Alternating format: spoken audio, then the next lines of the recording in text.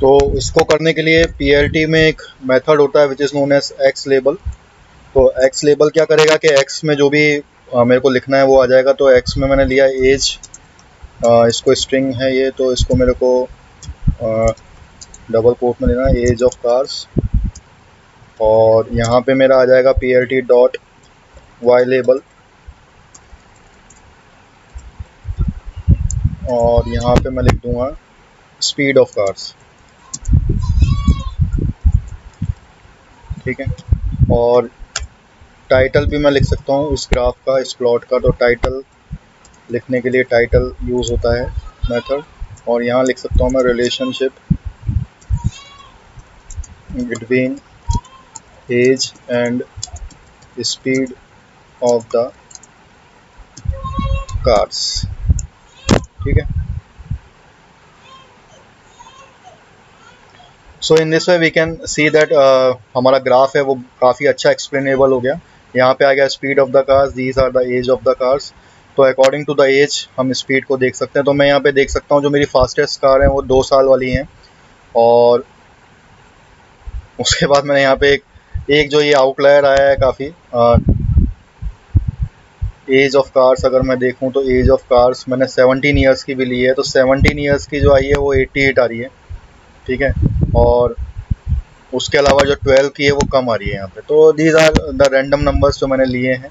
अब इसी तरीके से मैं एक और प्लॉट कर सकता हूँ, और वो मैं आपको दिखाता हूँ। This is known as line plot.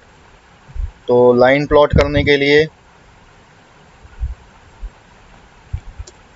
मुझे सिर्फ यहाँ पे स्कैटर की जगह लाइन लिखना है, सॉरी प्लॉट लिखना है। और जैसे मैं यहाँ पे प्लॉट लिख दूंगा तो इस तरीके से लाइन बन के आ जाएगी। अभी तो बड़ी हैपजर्ड लाइन बन के आई है, क्योंकि ये जो एज और स्पीड का जो रिलेशनशिप है वो इस तरीके से लाइन में दिखेगा अगर मैं लाइन की बात करूँ तो। ठीक है। तो इस तरीके से हम लाइन भी क्रिएट कर सकते हैं। तो लाइन क्रिएट करने के लिए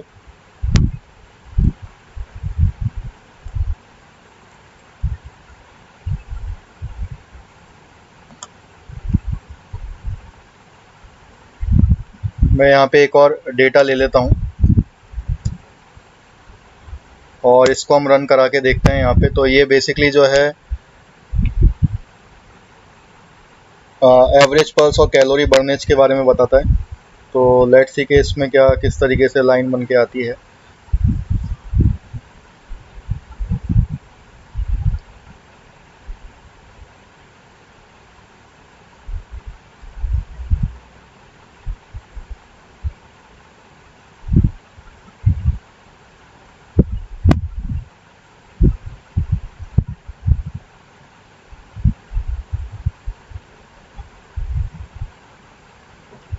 तो इस तरीके से हम देख सकते हैं कि ये इस तरीके से लाइन प्लॉट बन के आ गया। ठीक है। तो we can have a line plot also. अब मैं आपको बताता हूँ स्कैटर प्लॉट रैंडम नंबर्स के लिए भी जनरेट किया जा सकता है। तो रैंडम नंबर्स मान लीजिए मैं यहाँ पे 2 तरीके के रैंडम नंबर्स लेता हूँ। x equals to np dot random dot normal, और यहाँ पे मैं जो ले रहा हूँ वो ले रहा हूँ 5.0 तो मेरा मीन होगा, और 1.0 मेरा स्टैंडर्ड डेविएशन होगा, और मैं 1000 डेटा पॉइंट्स ले रहा हूँ। ठीक है। ये जो मेरे होंगे एक्स पे लाई करेंगे, और उसके बाद मैं यहाँ पे वाई वेरिएबल ले रहा हूँ। इसमें भी मैं np dot random dot normal, और इस केस में मैं ले रहा हूँ 10 में मीन ले रहा हूँ, और स्टैंडर्ड डेविएशन मेरा हो गया 2.0 और 1000 डेटा पॉइंट्स। ठीक है।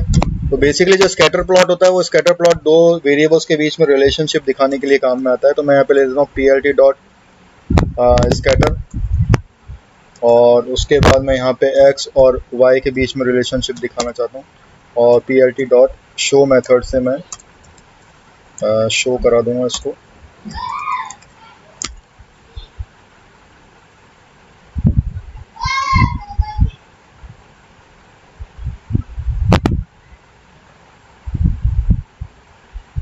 It is showing some kind of invalid index syntax. Yes, मैंने यहाँ पे कॉमा नहीं लगाया।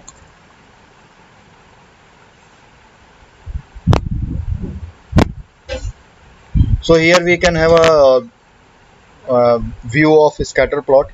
तो इस तरीके से मुझे वो स्कैटर प्लॉट दिखेगा रैंडम नंबर्स के लिए जब मैं स्कैटर करूँगा। तो ये बेसिकली मेरे को एक्स को डिफाइन कर रहा है और ये मेरे को वाई की वैल्यू को डिफाइन कर रहा है। तो मैं यहाँ पे देख सकता हूँ कि जो मेरा मैक्सिमम डेंसिटी है वो किसके बीच में, यहाँ पे 5 के बीच में और यहाँ 10 के बीच में है। तो मैक्सिमम से मैक्सिमम डेंसिटी मुझे यहाँ देखने को मिल रही है, ठीक है। और जो स्टैंडर्ड डेविएशन है वो मेरा जैसे मैंने यहाँ पे मान लीजिए 2 यहाँ पे 1 रखा है, तो ये 12 से 8 के बीच में, मतलब इस एरिया में सबसे ज़्यादा मैक्सिमम डेंसिटी मिल रही है। और यहाँ पे मैंने सॉरी वाई के केस में मैंने 10 मीन माना है और 2 स्टैंडर्ड डेविएशन है, मतलब 14 से लेके 8 के बीच में मेरे को ज़्यादा मैक्सिमम डेंसिटी देखने को मिल रही है। और एक्स के केस में मैंने मीन वैल्यू 5 है और 1 मेरा स्टैंडर्ड डेविएशन है। तो आपको जो स्प्रेडिंग दिखेगी वो यहाँ तक ही दिखेगी, इस वाले एरिया में सबसे ज़्यादा दिखेगी, और इसके केस में यहाँ पे इस एरिया में आपको डेंसली दिखेगा ये।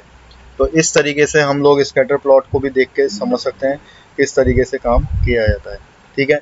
तो बाय दिस हम लोगों ने डेटा डिस्ट्रीब्यूशन समझ लिया, किस तरीके से डेटा डिस्ट्रीब्यूशन होता है। कुछ मैंने प्लॉट्स आपको दिखा दिए यहाँ पे। तो मैटप्लॉटलिब को यूज़ करके हम किस तरीके से स्कैटर प्लॉट देख सकते हैं, नॉर्मल डिस्ट्रीब्यूशन देख सकते हैं बाय यूजिंग हिस्टोग्राम। और उसके बाद मैंने आपको लेबलिंग करना बता दिया, X label Y label method को यूज़ करके हम लोग लेबलिंग भी कर सकते हैं। और टाइटल मेथड को यूज़ करके हम लोग इसका टाइटल भी लिख सकते हैं इस ग्राफ का। तो अभी आप इस ग्राफ का लेबलिंग करिएगा, किस तरीके से हम लोग लेबल कर सकते हैं, और इसका टाइटल भी रखिएगा।